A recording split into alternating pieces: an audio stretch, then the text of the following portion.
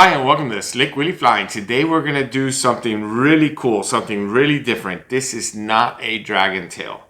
This is an extended monofilament tail that then I attach to a 4.0 Mustad hook, and then I make basically a big tasty in front of it. So what do I mean by an extended monofilament tail?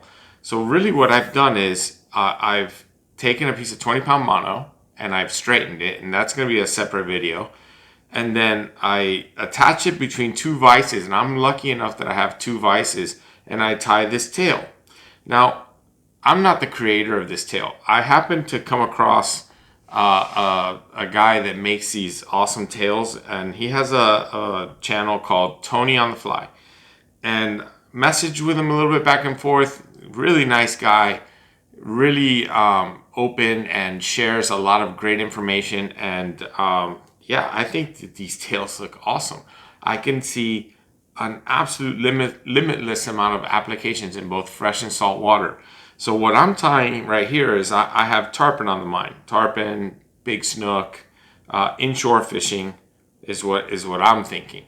I tied it in these kind of colors just because I thought it would like pop for the video, but I've decided not to use these colors in the one we're about to tie. So I hope you're enjoying a cocktail. Of course, I have my Don Q Cuba Libre with me, and obviously enjoy whatever you like. But I really think you should try the Don Q. It's awesome. And let's talk materials real quick. So for this fly, I'm gonna do it in white, the tail, and this is polar fiber. Any EP fiber. I've done it with sculpting fiber or sculpting flash fiber, I think it's called. I've done it with crystal flesh. They all work great. They really do. They come out great. And the reason I've done it with all these colors is because I'm doing a little bit of trial and error right now. So I have found that this tail wants to float a lot. And I don't want the fly to be floating, tail up. I don't think that looks so good. So I'm figuring out some ways to attach weight to the fly to get this fly to, I don't want it to sink like a stone, and I don't want it to ride on the surface either. I want this to be a slow sinking, almost suspending kind of fly. So Tony has a way that he does it on his video, and basically I'm not just imitating exactly what he does only because I don't have all the materials that he has. I'm basically working with the materials that I have. So I'm doing a combination of, I'm wrapping some lead thread on the hook shank, and I'm using a little bit of cone heads in the tail, and I'm just playing with it right now, getting to that perfect amount of lead or perfect amount of weight, however you want to describe it, for my application. And I think that that's the whole key. Everyone needs to figure out what works for your application, the kind of fishing you're gonna do. So like I said, we're gonna do white for the tail, and then for the Marabou Big Tasty, I'm gonna probably do a combination of blue, this kind of blue and some brown.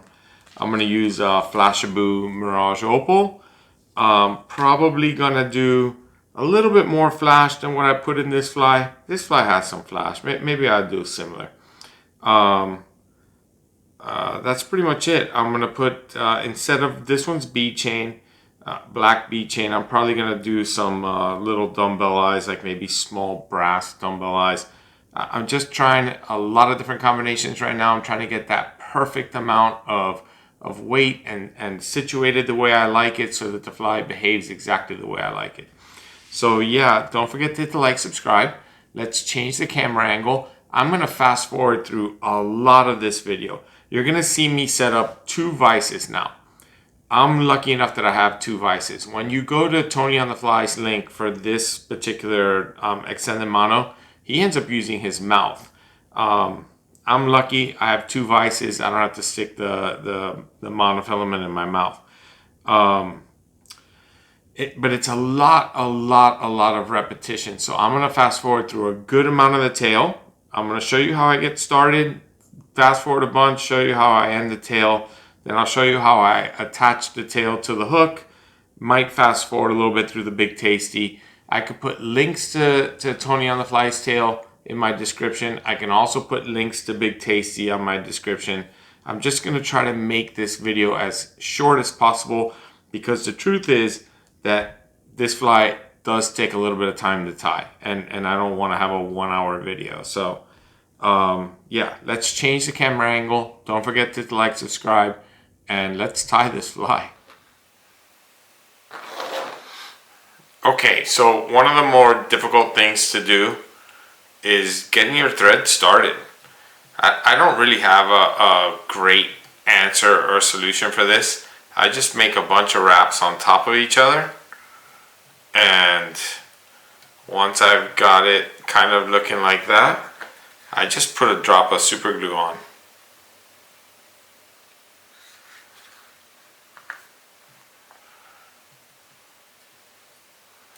And now I let the super glue do its thing, because I don't really have a better solution, to be honest with you.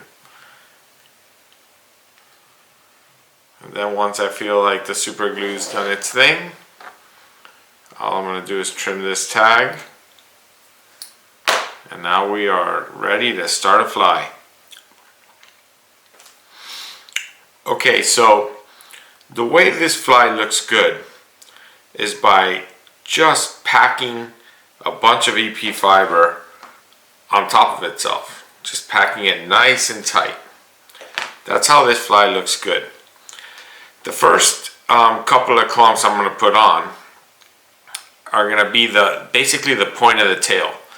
So I'm going to put them on a little bit long, but I'm still going to put them on a little bit thick. A couple of wraps, just making sure that I like where they're sitting. And now I'm going to make sure that I crank this tight.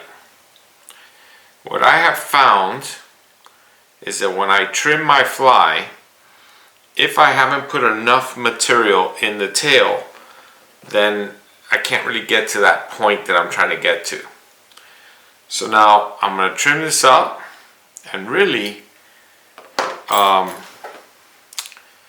you want to trim this kind of close. You don't want to have a big clump on the back end here. Just to make sure that I have enough, I'm going to make another wrap basically identical, just to make sure that I can get to that point that I'm trying to get to when I trim this fly. I want to make sure that this is thick enough to make a point.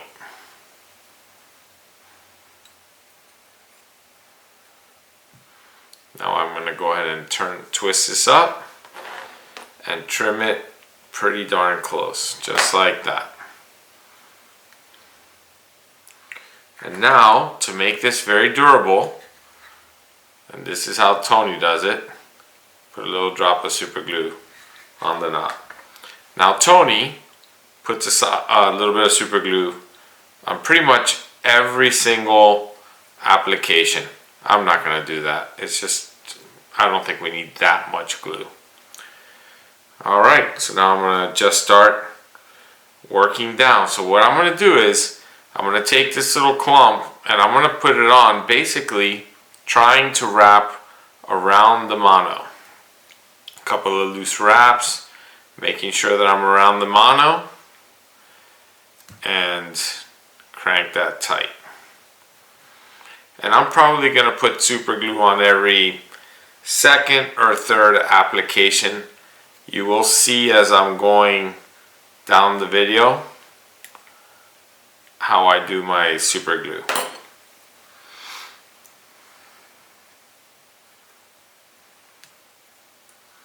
But the only way to make this look good is to pack in nice and tight the fibers.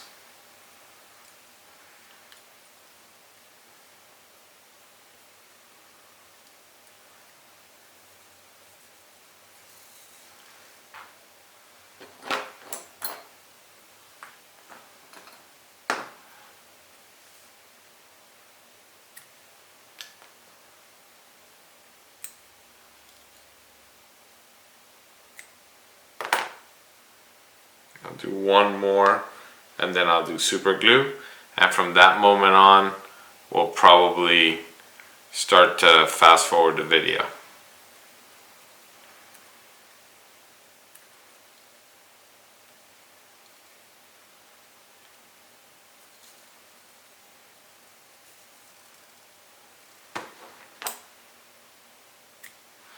Because from this moment on, it's just a whole lot of repetition until you get the kind of length that you want in your tail.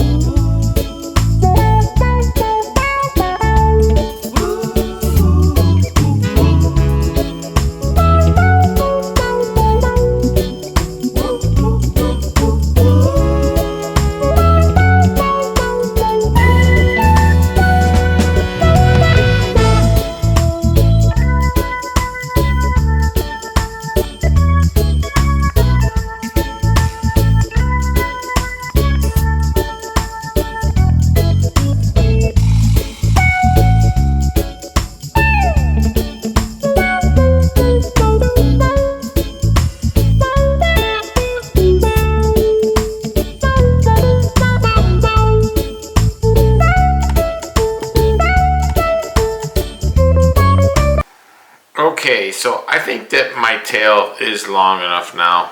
I don't want it to be crazy long. So now what I'm going to do is I'm going to trim this up as closely as I can. Careful not to get my thread.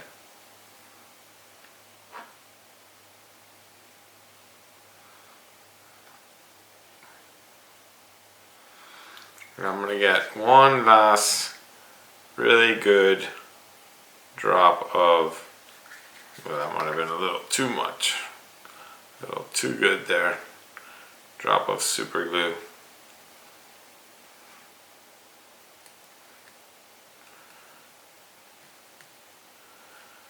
We just want to make sure that this doesn't come undone.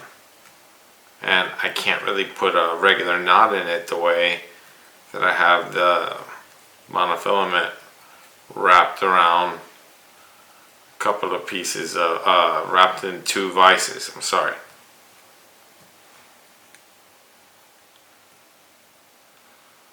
All right.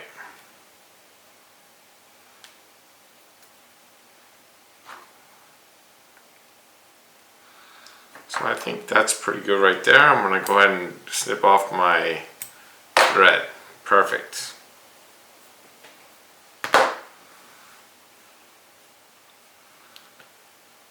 So while I'm letting that dry real quick, I'm going to just fluff this out and explain what the next step is. The next step is, when we let this dry for another second, is I'm going to get in here as far down into the tail end. This is the point end, and I'm going to snip the mono off as deep as I can in there.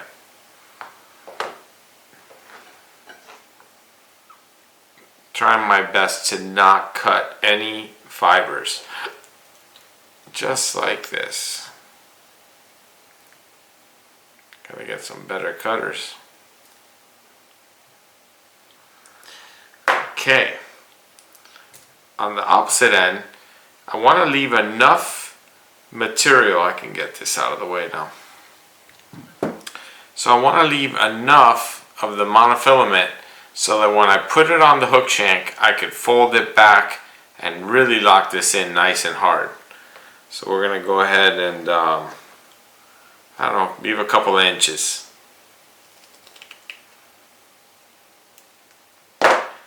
Okay, so now it's time to start trimming. So before I trim, And I hope that you can see this in the, I hope I'm in the frame the whole time. I apologize if I get my fingers out of the frame. What I'm going to first do is I'm going to go ahead and I'm going to just fluff this out as best I can. And then I'm going to get some long scissors. And I'm going to start making the shape, that little torpedo shape, cone shape, I don't know what the right word is, that we want for a tail. And remember, I'm going to fast forward through this, but the best advice that I can give you is cut slow, cut in small amounts. You can always cut more, but once you've cut it, you cannot put it back. So go slowly with the cutting.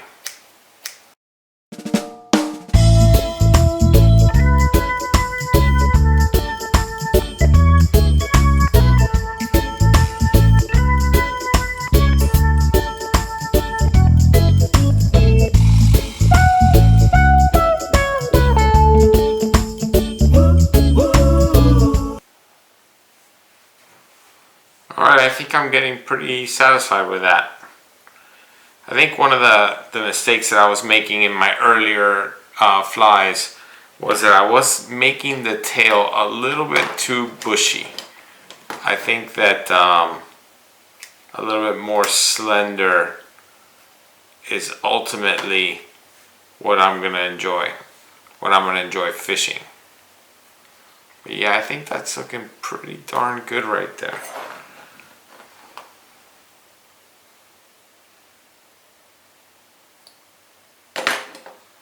Alright, I'll take a second here to clean.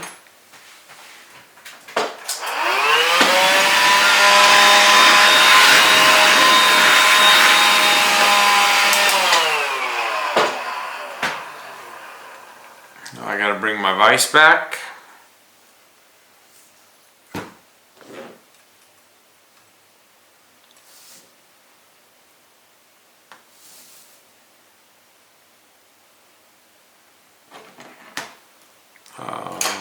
What did I do with my hook?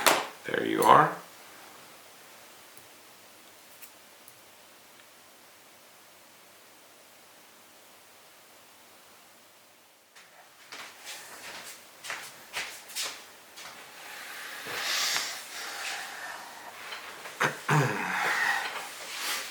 Alright, so I think that we can pretty easily start the fly now. So the first thing that I'm going to do, I told you I was using these little cone heads. It doesn't really matter what color I use because it's not going to show. All I'm doing is putting a little bit more weight in the back of the fly. I can just get one out. Got one. I'm just putting a little bit more weight on the back of this fly so that the fly doesn't ride high in the surface. So I put the cone head on the monofilament with the big side towards the tail. And now I'm going to basically put that right at the bend of the hook where I want my tail to be attached. And believe me, when we get done here, this is not going to show. You won't see that gold cone bead thing, whatever you want to call it. So I'm just going to work the monofilament up, probably to about where the lead ends. About right there is fine. And now I'm going to go ahead and fold it back onto itself and just lock it in nice and hard. And none of this is going to show.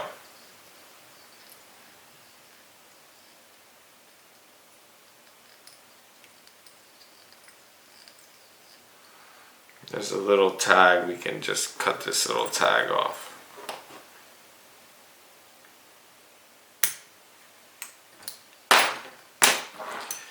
Alright, so the first thing we're going to do is I'm gonna bring my thread back. I'm gonna put a couple of wraps under because I really want this tail to have good action, ride a little high, just like that. And now I'm gonna go back to that same material that we were making the tail with, and we're gonna do the exact same process for a few applications here, right in front of the bead, the cone, the weight. So we're just gonna go ahead and put this on, and now we're just gonna make sure that we get a healthy amount right in the back so that it has the appearance that it's just coming right out the back of the hook.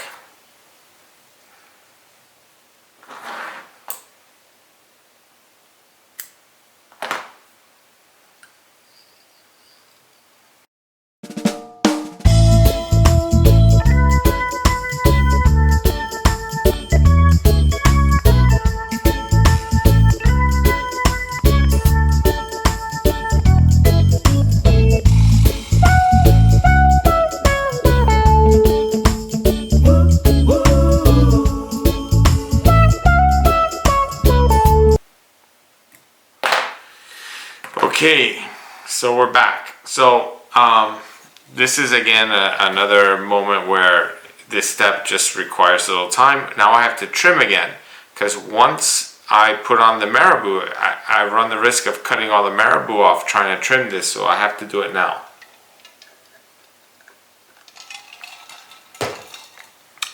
So I'm just gonna pop it out,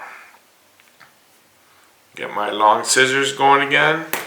Should be a little bit easier because I have the basic shape started.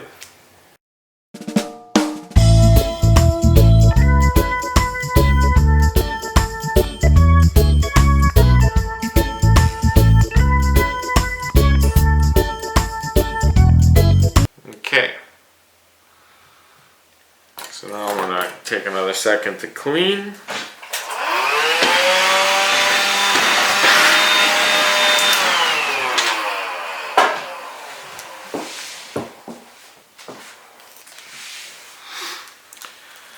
And now I'm going to go ahead and fast forward through this part because I can put a link to how I make big tasty flies. But basically I'm going to put a couple of blue and then a couple of brown Marabou feathers, or maybe I'll do the brown first and then the blue. 6 on one, half a dozen on the other. And then that's the fly. It'll be finished. I think I'm going to do the brown first. Blue second.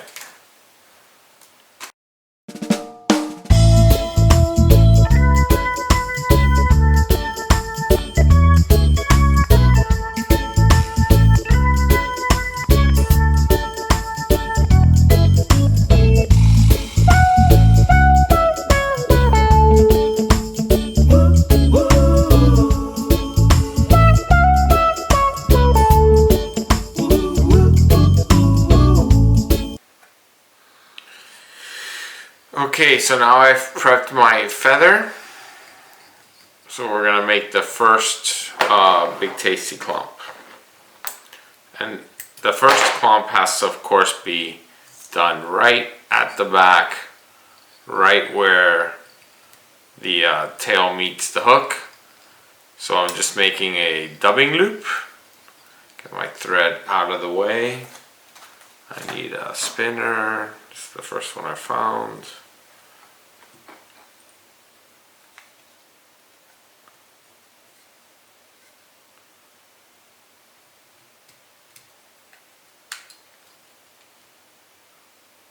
Carefully insert my Marabou. Now we're just gonna go ahead and spin it up.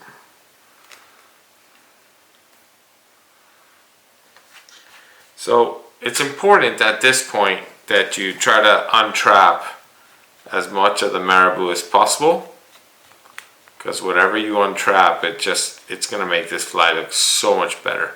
And I really believe that by using the dubbing loop the way I do, this really makes the fly a lot tougher.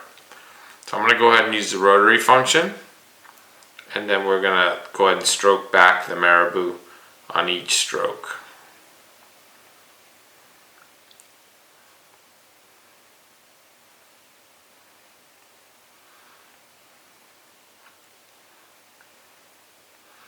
Now you're probably wondering why I haven't done the dumbbell eyes. I haven't done them because I wanted to see exactly where the tail and this first clump of Marabou were going to end up. And now that I have this done, I know where I'm going to put that dumbbell eye. So I capture that dubbing loop nice and hard, and then we can trim it off.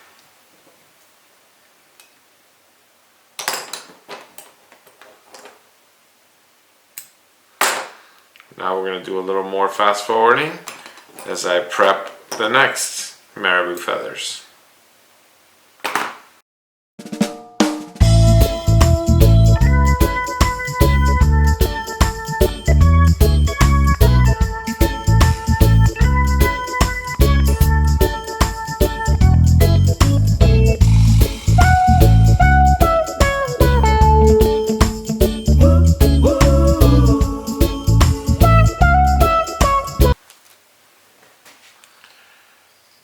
Okay, so we're back.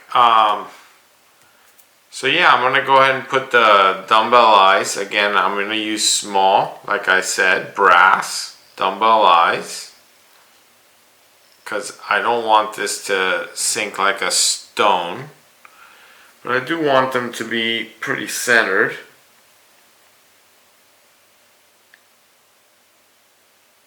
That looks good. Couple of turns in each direction, and then I do my little figure eights under the bead, under the dumbbell eye, over the hook shank, and that just draws them in nice and tight,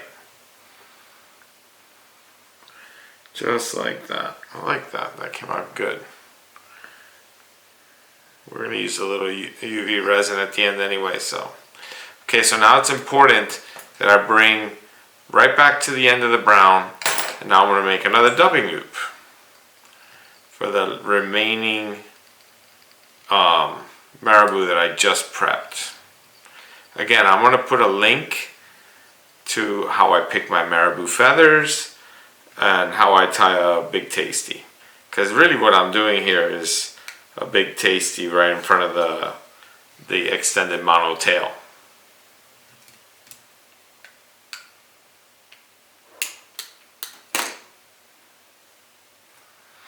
And the sky's the limit, you know, whatever color combination you like. Could have done red head in front. I could have done chartreuse with a white tail. You know, it's you're only limited by your imagination. Again, we're gonna pick out the trap fibers. The more trap fibers you pick now, the better this fly will look.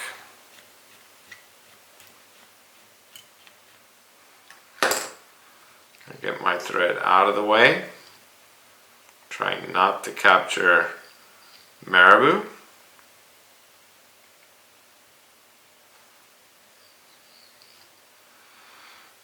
Again, I'm going to use my rotary function.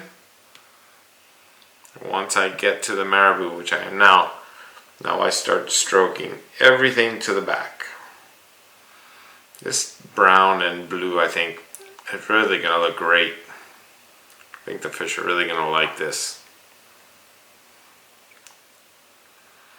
Now we're just going to work this Marabou, stroking it back on every turn, all the way to the dumbbell eyes.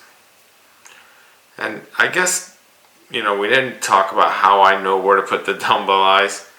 I guess it's just a lot of trial and error, and the fact that I've done this fly, or I should say that I've done a lot of Big Tasties, so I kind of know how far I'm going to get up the hook shank with my dubbing loop. Now I'm going to capture that really good. And now we could cut off the dubbing loop.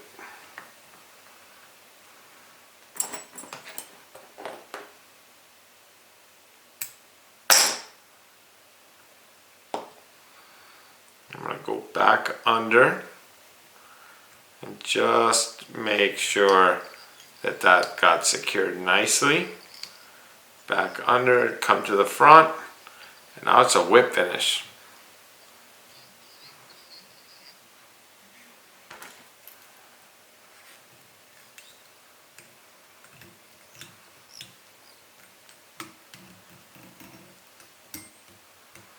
And since I'm going to use resin, I don't need a second knot. What I do want to do though, so I want to get a good needle and I want to pick out trapped fibers. And you'll notice that I pick in both directions.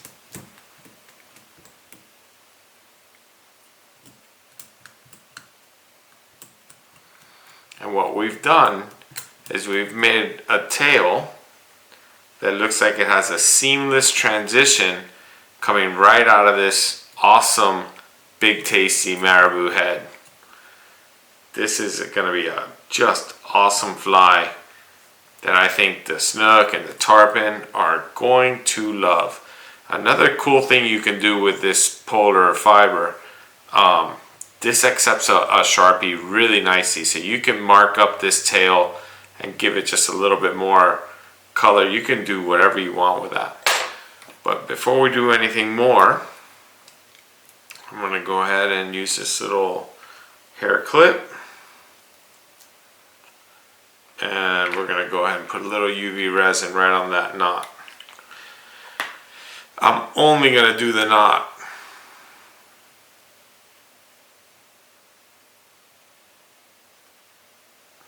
Just like that. Really happy the way this turned out. It requires a little bit of effort, a little bit of work, a little bit of practice, a little trial and error getting to that amount of ballast that you're looking for, amount of weight that you need to make this fly swim the way you want. But I think Marabou comes to life in the water. And then you combine the Marabou with this little tail, which isn't as stiff as it looks. It definitely has some flexibility and some wiggle. I love this fly. I can't wait to get back to Florida and start using this fly. But I'm definitely going to tie up a few for pike in Sweden. It's unfortunate, but that's going to be the first time I try it. I'm not going to get to try this on tarpon first. I'm going to try this on pike first. Hi, so welcome back. So there it is. I'm not going to act like this is the easiest fly in the world to tie, but I just think it looks awesome. And I'm very excited to start casting these soon when the ice breaks a little bit on pike. And then on my next trip to Florida on snook and tarpon. So I hope you enjoyed the video. I hope you're having a cocktail with me. Don't forget to try the Don Q Crystal, which is my favorite rum. Don't forget to hit the like, subscribe. Thank you for watching. I hope you enjoyed this video. Good luck catching, and see you on the next video.